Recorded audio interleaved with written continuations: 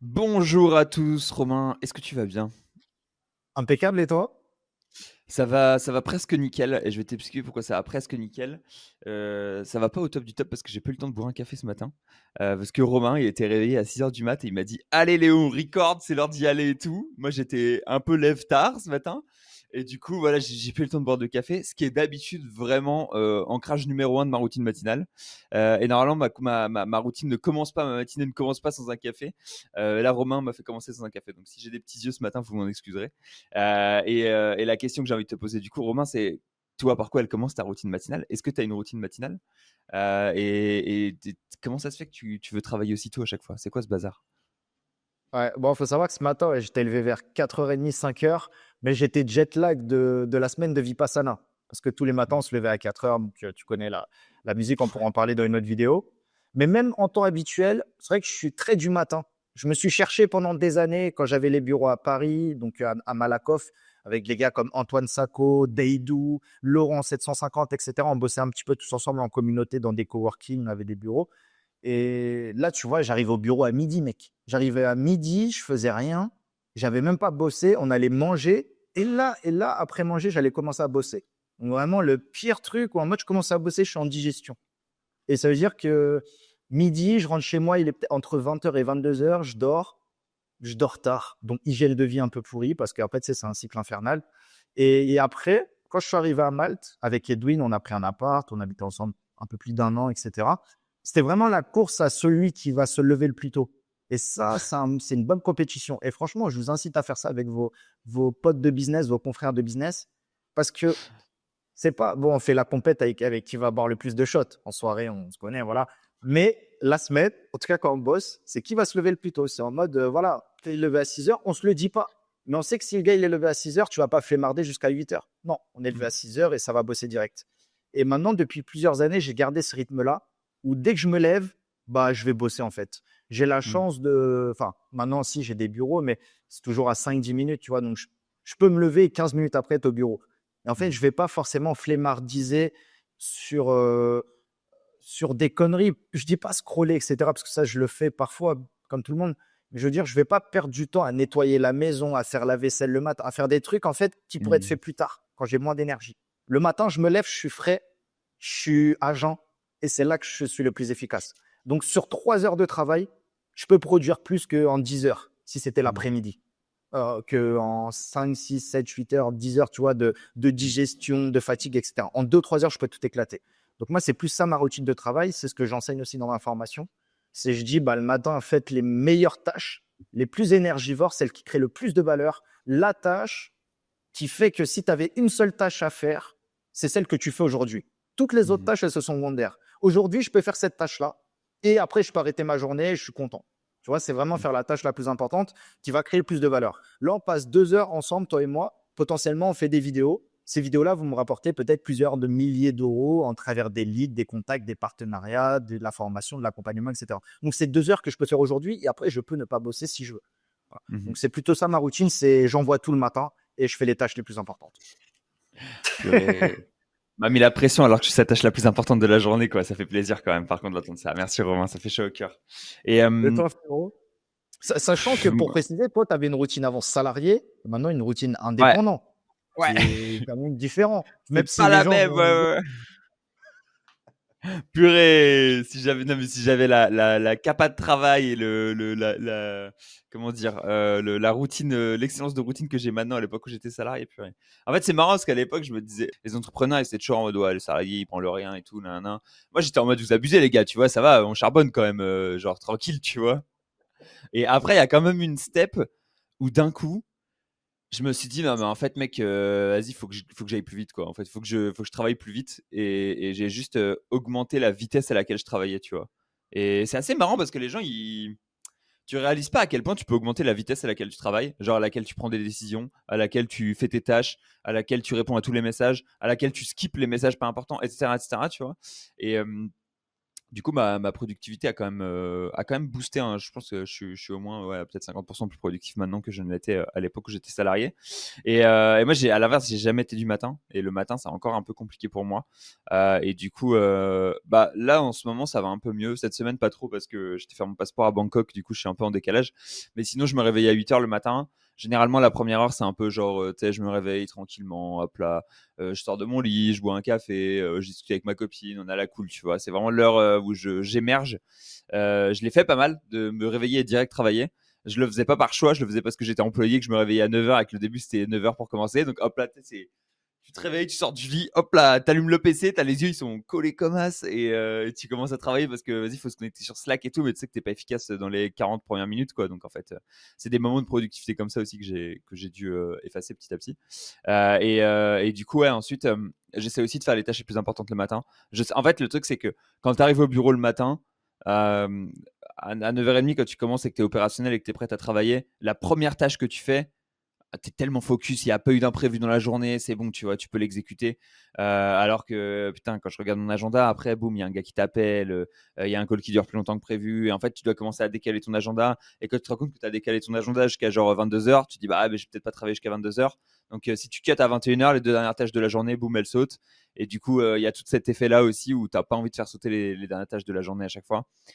Donc, difficile en vrai, difficile. Et même en termes de méthode d'organisation, je suis passé d'une méthode de to-do list à une méthode de on boucle le calendrier.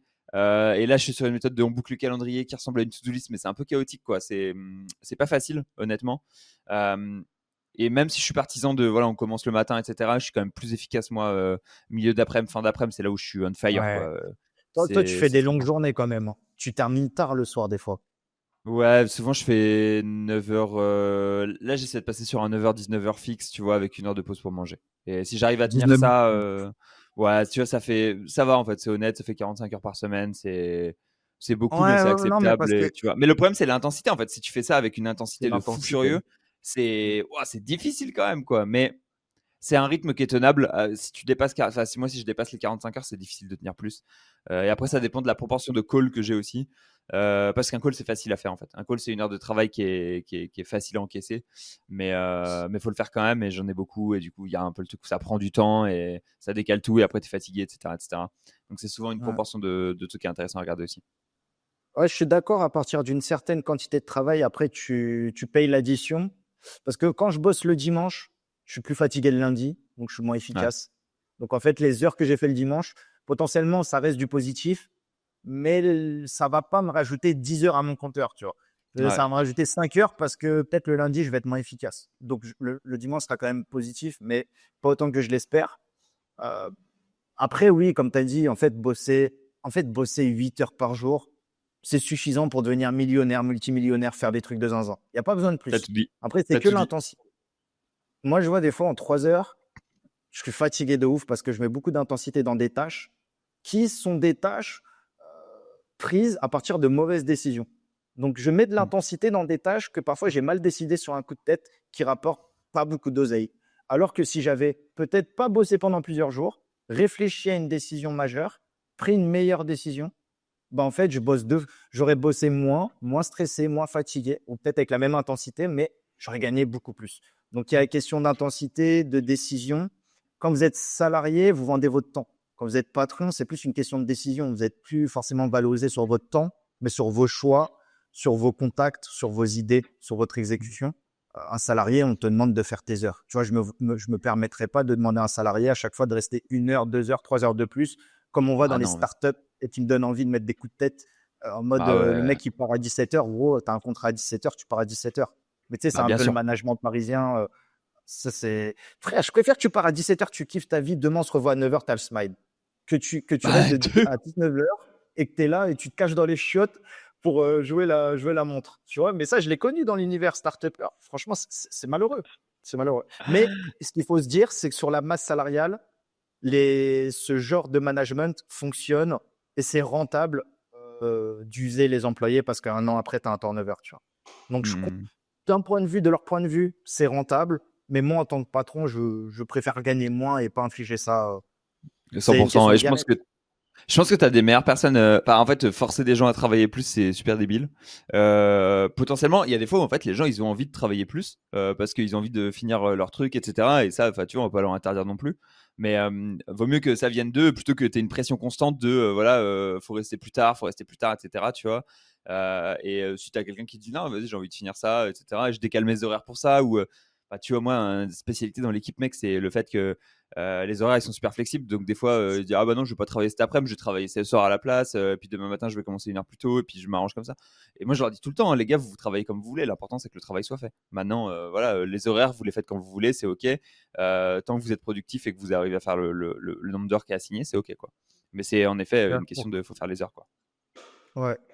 C'est pour ça, entre choisir, tu vois, même entre choisir à imposer, à faire un peu comment tu dis, l'esclavagiste avec tes employés, de leur dire de bosser plus, tu vois, 2, 3 heures de plus chaque jour, versus les faire bosser au résultat. Je préfère même les faire bosser au résultat. C'est peut-être un peu plus de pression, mais d'un côté, tu dis, bah voilà, sur le contrat, c'est 7h30 par jour. Tu peux même venir un peu plus tard si tu es fatigué ou autre. Mais moi, j'attends ça de ta part. J'attends tel résultat. Mhm. Je sais que c'est possible, c'est entre tes mains. Voilà, tout simplement, au lieu de que le résultat soit là ou pas, il faut que tu restes plus, plus, plus, plus, tu vois, comme Ouais, dans, c'est dans pas mal d'entreprises, quoi. Non, ouais, on est d'accord, c'est pas du tout le bon modèle, quoi. Et ah ouais, il y Mm. a un truc aussi auquel je pensais quand tu disais. Alors, c'est vrai qu'il y a un truc que tu as mis en valeur qui est très très important, c'est le nombre d'heures de travail, c'est pas si important que ça. Ce qui est important, c'est sur quoi tu travailles. Et en fait, plus tu De travailles ouf. sur des choses qui sont des choses de qualité, entre guillemets, c'est-à-dire des choses qui ont du levier, tu vois. C'est-à-dire, quand Romain il fait une vidéo, il travaille 1 heure, il fait une vidéo, elle est vue de par genre 2000 personnes, tu vois. Et du coup, c'est 1 heure de travail, mais c'est un message qui est transmis à 2000 personnes. Euh, c'est difficile de trouver d'autres activités qui vont te permettre de potentiellement éclater les plafonds comme ça. Parce que là, potentiellement, ça peut être 2000, potentiellement dans un an ou dans quelques années, c'est 5000, c'est 10 000, etc. Et en fait, ton audience grossit. Et du coup, la capacité à diffuser des messages, elle grossit. Ça reste toujours 1 heure de travail, en fait, à chaque fois pour faire une vidéo, quoi. Et donc, il y a une capacité sur certaines tâches à augmenter et à avoir beaucoup plus d'efficacité sur 1 heure de travail investi. Les autres tâches qui sont comme ça, c'est le recrutement. Recruter une bonne personne et une mauvaise personne, ça prend le même temps. Et pourtant, recruter une bonne personne, ça fait toute la différence. La vente, tu vois, passer du temps à faire une bonne vente ou une mauvaise vente, bah, c'est globalement la même chose. Et passer du temps, bah, tu vas passer presque le même temps à vendre un jet à 10 millions que de vendre, tu vois, une prestation SEO à 300 euros par mois. La somme que tu touches à la fin n'est pas la même. Donc, il y a plein de tâches comme ça qui ont du levier. Et c'est ces tâches-là sur lesquelles il faut se focaliser. Et il y a un autre truc aussi où je trouve personnellement que les gens ont tendance à tomber dans un piège.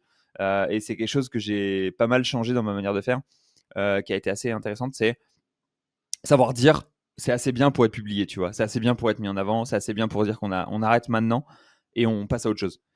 Et dire potentiellement, en fait, tu vois, là, cette vidéo, elle n'est pas parfaite, mais elle est assez bien pour être mise en ligne. Et en fait, je vais pas passer du coup 17 heures à faire une vidéo. Je vais passer 1 heure et je me dis qu'en 1 heure, hop là, j'ai fait une vidéo qui était quali et ça me permet d'aller pousser ça, tu vois. À l'inverse, je pourrais faire des vidéos qui sont beaucoup plus quali où je mets 40 heures par vidéo et je sors une vidéo par semaine et je fasse rien d'autre à côté. Mais c'est pas un modèle qui est top en termes de productivité parce que t'accomplis pas beaucoup d'actions. Du coup, la question, c'est toujours un peu la limite, pour moi, la limite basse auquel un travail il est nécessaire à lui-même pour performer, quoi. Et à partir du moment où tu as trouvé cette limite-là, hop là, tu peux répéter la tâche pour augmenter les quantités de manière drastique. Ah non, mais c'est vrai que dans ça, on espère que l'audience maintenant a compris parce que c'est un de nos leitmotifs, c'est quantité, quantité, arrêter perfectionniste. Perfectionniste, c'est très souvent de la branlette. Enfin, c'est un moyen de se convaincre qu'on est bon parce qu'on va être perfectionniste, alors que t'es pas Van Gogh, t'es pas Mozart, t'es pas un artiste et t'es juste censé sortir une vidéo par jour ou une vidéo par semaine. Ouais, Et tous ceux qui se la jouent perfectionniste, c'est juste un petit peu le fait de procrastiner, de pas forcément assumer de le mettre en public parce que voilà, on va se mouiller, on va être critiqué, etc. si on parle de vidéo. Et tous ceux qui ont voulu être perfectionnistes, bah, ils ont fait une vidéo, deux vidéos, elles n'ont pas marché. Parce que la ouais, quantité sur YouTube, typiquement, il faut en faire. Tu peux faire une très bonne vidéo, tu vas faire 100 vues, et tu peux faire une vidéo de merde, mais le sujet est bon. Et parce que surtout une question de sujet, très souvent, avant même de miniature, de titre, c'est ouais. le sujet que tu traites. Si le sujet est bon et que la vidéo, elle est tournée dans ta salle de bain, tu feras quand même des vues. Donc c'est tout qu'on des fois. Et Et tu pareil vas te pour les rendre sites compte. internet. Ceux Ouais. qui disent je fais du tu vois, débutant, qui a même pas de site, qui a pas fait 1 euro, qui a pas fait d'oseille, il veut faire du contenu, du perfectionniste, etc. Bon, son site, il finit dans le cimetière au bout de 3 mois. Tu récupères son kiff d'homme dans un an, tu vois. Et souvent, c'est pareil. Non, mais en vrai, c'est la vérité. Et nous, on vous dit, soyez bourrin, bourrin, parce que bourrin, ça paye toujours. Parce que tu multiplies tes chances par 100. Parce qu'il Ouais. suffit d'une chance que ça fonctionne. Donc, tu te donnes 100 fois les chances. Il suffit que tu aies une chance sur 100 pour que ça fonctionne. Donc, plus tu multiplies tes chances, plus tu te donnes les moyens de réussir. Ouais. En fait, ce qui va se passer, c'est au début, quand tu commences un projet, quand tu commences à faire du SEO, quand tu commences à faire un site e-commerce, quand tu commences à faire quoi que ce soit, tu sais pas ce qui marche et ce qui marche pas. Genre, c'est pas possible. C'est la première fois que tu fais. Donc, tu peux pas être perfectionniste. Tu vois, c'est perfectionniste, c'est perfectionner quoi. C'est aller vers quelque chose qui marche le mieux. Alors que si c'est la première fois que tu fais, tu sais pas ce qui est bon ou ce qui est pas bon. Donc, tu peux pas améliorer un truc où tu ne sais pas. Donc, en fait, il faut faire énormément de choses. Et comme tu vas faire beaucoup d'actions, ça va te créer de l'information. Et donc, en fait, tu vas te savoir, ah ouais, ok, tiens, je me souviens, j'ai fait, tu vois, cette catégorie-là, j'ai fait 1000 produits. Elle marche mieux que cette catégorie-là où j'ai fait 10 produits. Ok, bah maintenant je fais 1000 produits partout, tu vois. En fait, c'est juste trouver les martingales, trouver les choses qui vont fonctionner, trouver les choses qui vont te permettre de dire, ok, ça c'est quelque chose qui marche, je l'ai testé, je l'ai vu, je l'ai vécu, je peux le dupliquer sur tout le reste, tu vois. Plutôt que se dire, par exemple, il faut que mon site soit beau, bah ouais, mais en fait, pas forcément, tu vois. C'est pas parce que tu as l'impression qu'il faut que ton site soit beau. Essaie de lancer des sites moches, potentiellement, ils vont marcher tout aussi bien, voire mieux que des sites beaux, tu vois. Avoir un actif qui est beau, c'est pas un précurseur au succès. Et du coup, Non. il y a vraiment ce truc-là aussi où on a plein de croyances qu'il va falloir abandonner et des nouvelles croyances qu'il va falloir découvrir. Soit les découvrir en bouffant du contenu auprès de gens qui sont bons dans leur métier, soit les découvrir en testant soi-même les uns après les autres. Et les meilleurs tests enfin les meilleures croyances que tu puisses avoir, c'est celles que tu as testées toi-même généralement. C'est celle Ouais. auquel tu crois le plus fort, quoi. De toute façon, quand d'un point de vue extérieur, quand tu as jamais créé, je dis n'importe quoi, un SaaS ou un logiciel, tu penses toujours que c'est plus facile. Tu penses toujours savoir ce que toi, tu aurais fait de mieux. Mais je te donne un exemple, mais plein de gens créent des logiciels. Au bout de quelques semaines, ils s'aperçoivent qu'il n'y a pas tant de succès espéré. Et après, ils veulent recréer des features. Ils veulent recréer un meilleur visuel, un beau site, plus de features, plus de fonctionnalités. Mais si les gens n'aiment pas la fonctionnalité principale que tu proposes, tu peux proposer 10 000 fonctionnalités secondaires. C'est pas ça qui fera ta réussite. Dans tous les cas, c'est voilà, c'est product market fit, une fonctionnalité qui match avec une audience et tu as la recette. Mais tant que tu n'as pas ça, il faut continuer à faire des calls, faire des sondages, faire parler de ton outil, se mouiller auprès du public. On l'a tous fait, tu vois, j'ai eu plusieurs SaaS. Bah, d'un point de vue extérieur, tu peux dire, oh putain, Romain, il me spam, il veut toujours me demander des informations, il veut toujours me demander comment dire, mon adresse mail, il m'envoie des lead magnets, il me demande ce que je préfère comme logiciel, comme fonctionnalité, etc. Mais moi, ça me permet de mieux savoir l'état du marché. Et comme ça, demain, si je sors un outil, une plateforme de n'importe, c'est de viser juste et pas de viser à côté. Et voilà. Donc j'ai un peu dévié, mais voilà, il ne faut pas procrastiner, faire de la quantité, être dans le juste, aller dans les tâches qui vraiment créent de la valeur. Demain, vous faites de la vente de liens, perdez pas 3 semaines à gonfler votre TF. On vous demande d'avoir du trafic avant tout et de booster le nombre de mots-clés. Le TF, les RD, tout c'est bien, mais fais déjà le plus dur, le trafic. Mm. Si tu as le trafic, ça vendra dans tous les cas. Et après, tu t'améliores le tout. Tu T'affines, quoi, ouais, c'est ça. C'est toujours ça, en fait, de savoir, encore une fois, hein, comme tu disais, c'est la tâche la plus importante, en fait. Il n'y a qu'une tâche qui est La importante. tâche la plus Il y importante. a, en fait, théoriquement, dans toutes les entreprises, tu as une seule tâche qui est un bottleneck à la croissance, tu vois, qui est la limite, qui limite la croissance à l'heure qu'il est, il n'y en a qu'une seule. Le truc, c'est que c'est impossible de savoir c'est laquelle. C'est ça la vraie galère de l'entrepreneur, c'est de trouver c'est quoi la tâche qui limite la croissance et aller débloquer ça, quoi. Et c'est difficile parce qu'il n'y en a qu'une tout le temps, il faut trouver la bonne. Mais en gros, quand tu l'as trouvée, théoriquement, bah voilà, ça roule et tu peux faire ta croissance ensuite, quoi. Ouais. Bon, en termes de routine, en tout cas, pour résumer, moi, c'est plus ça, hein. Je pense que toi, maintenant, même en tant qu'entrepreneur, tu le vois, tu maximises davantage ton temps entre la prod et le sales. Potentiellement, tu Mhm. crées beaucoup plus de valeur à faire du sales slash accompagnement slash consulting que de faire Ouais. des titles, en vérité. Donc, Bah ouais, c'est ouais, normal. ouais, ouais, bah, en fait, ce que tu fais quand tu montes une boîte, surtout une boîte dans le service où tu sais, tu montes des départements en fait, les uns après les autres, c'est tu te dis la première chose, ton emploi du temps il est plein, tu te dis ok, comment je vis de mon emploi du temps, tu vois? C'est quoi le premier truc que je peux enlever de mon emploi du temps? Et du coup, bon bah tu regardes et le premier truc c'est la prod, et du coup tu commences par enlever de la prod et tu formes des gens et tu t'accompagnes, tu travailles avec des gens qui sont bons pour qu'ils réalisent une partie de la prod. Ensuite potentiellement ça va être des calls clients, ensuite potentiellement ça va être de la strat, ensuite potentiellement il y a plein d'étapes en fait petit à petit que tu vas déléguer. Et pour l'instant, ouais, en effet, les zones sur lesquelles je me concentre, ça reste la partie commerciale, la partie formation sur mes consultants pour être sûr que tout roule. Et voilà, ouais, formation, coaching, accompagnement et commercial. Et c'est vrai qu'en effet, je fais plus de title, hein, tu t'en doutes bien. Je fais encore la strat pour tous les projets, mais Bien sûr. je fais pas de prod. C'est pas moi qui vais rédiger les titles, malheureusement. Bien sûr, faire un bon title, c'est tellement sous-coté, c'est la base. Mais c'est vrai que quand on a mangé des milliers, bon, à un moment, si tu sais que tu peux, en un call, tu peux signer des beaux contrats et parce que les leads sont là pour les faire entrer dans ton agence, bon, c'est normal de déléguer petit à petit, hein. De toute façon, il y a plein de tâches, qu'elles soient faites par toi ou par un autre, c'est la même chose. Donc, autant qu'elles soient C'est faites par un ça. autre, en vérité. J'ai 4 consultants qui sont très très bons pour faire des titles, mais j'en ai pas à l'heure qu'il est, ou du moins pas que j'ai formé ou que j'ai poussé à faire, qui sont très très bons pour vendre du SEO. Donc pour l'instant, écoute, ils font des titles et moi je vends du SEO.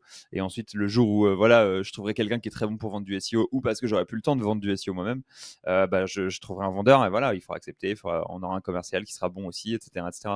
Mais c'est les étapes de croissance, quoi, tu vois, faut passer étape par étape. Super. Bon, bah, ça nous fait une bonne vidéo. On a parlé de plein de choses. De base, c'est la routine. Mais après, voilà. En tout cas, c'était intéressant et De fil en très, très aiguille. intéressant. Dites-nous en message si vous avez particulièrement une routine, peut-être plus le matin, l'après-midi. Est-ce que vous, c'est pas de café, que du thé, que du sport? Tu vois, moi, typiquement, ce matin, je me suis levé, je suis allé à la salle. Je vais Ouais. essayer de le faire tous les matins. Mais je sais que si je vais trop fort à la salle, je vais être fatigué après. Tu vois, ça va être Ouais. contre-productif des fois. Donc, il faut trouver le juste milieu. Mais quand tu as une bonne routine, franchement, c'est game changer. Ouais. C'est Alors que moi, pas la besoin salle, de tu vois, ça me fatigue. bosser Ça va bien, pas me tu vois. fatiguer quand je vais courir ou aller à la salle le matin, ça me fatigue pas en général.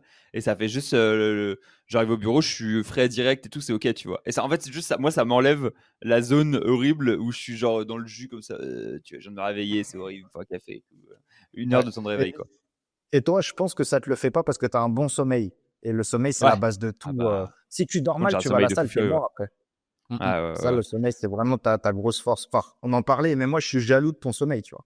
Ah ouais, ouais. C'est Ah c'est ouais, t'es pas le seul, hein. la Il y base, a hein. des dizaines et des centaines de personnes qui sont jalouses de mon sommeil. J'avais 9 heures, 9h30 de sommeil toutes les nuits, hop là, impeccable. Sommeil à 98 sur la Fitbit, tu connais, on est bien, hein. Vas-y, top. Top, top, top. Bah, merci Léo pour les infos. À très vite, mec. Merci à toi, Romain. Bisous, bisous. Ciao.